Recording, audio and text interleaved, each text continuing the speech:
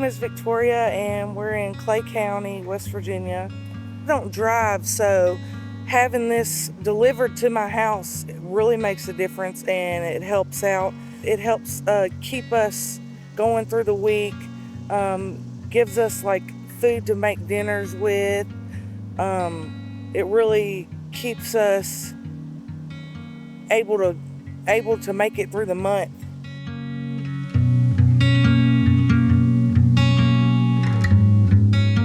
We know that kids are hungry.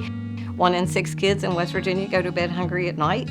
And right now, even after school programs are a little bit iffy. And so if I can't get fed at school, I can't have an after school program, and you've taken away some of my SNAP benefits.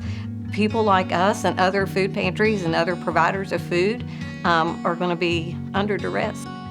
I would say people definitely do not understand the severity of the need of how many people are hungry and how many people cannot afford healthy food. So we are across 4 counties, so we serve people in Kanawha, Boone, Putnam, and Cabell counties. And so there's a vast, we have rural, we have an urban population out of those counties. And we actually have a waiting list of people who want to get in the program, but because of limited funding, we are only able to assist the 240 with that one specific program. So there's been a great need. It's really hard to not be able to reach everybody.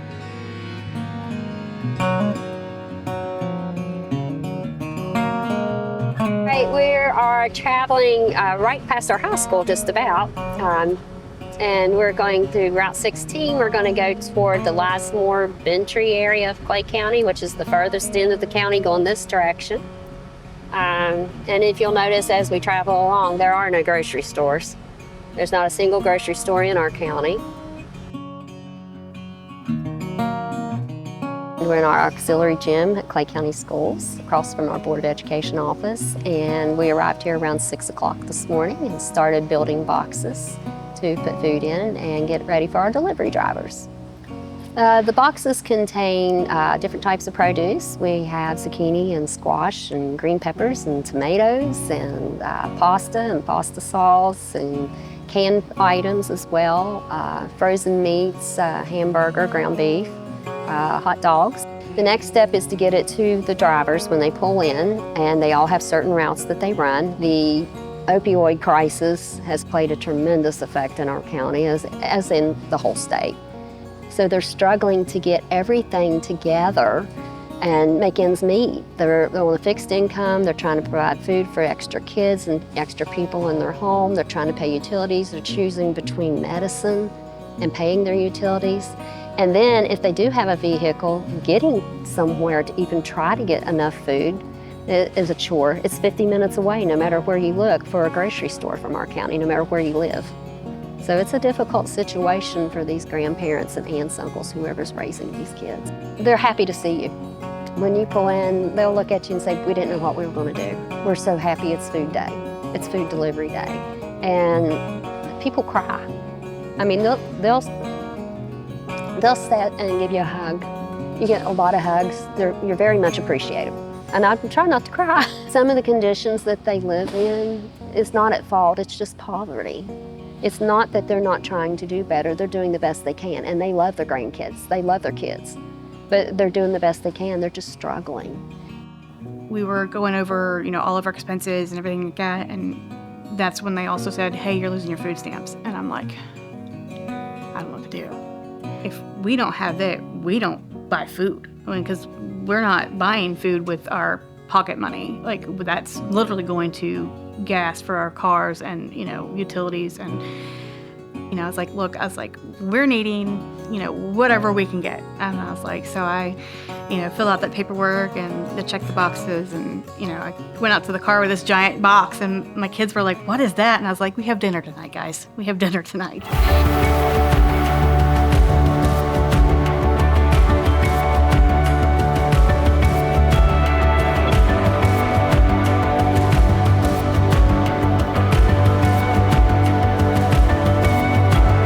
Without donations, if we didn't have donations like Mountaineer Food Bank and the donors from Greater Kanawha Valley and 21st Century and all these programs working together, we lose these kids. Because if they're hungry, and they're not fed and they're not getting their basic needs met, they're not going to learn in school. And school is that key to get them out of this poverty level. It's the key to make them successful. And it does make a difference because these kids are graduating. They're making it. And they're going to get out of here because we're going to get them to a trade school. We're going to get them somewhere. We're working really hard.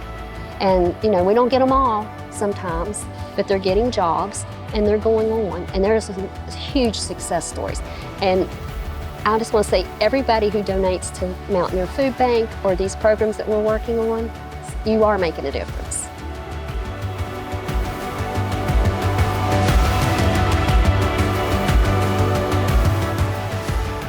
But nothing would be done if we didn't have the support of the community and the people who have capacity.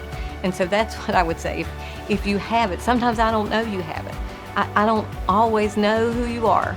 But if you have it, make an investment. Invest in your community foundation, invest in your United Way, invest in the families who don't have what you have. And I can just promise you that we are eternally grateful for that. And we couldn't do it without you.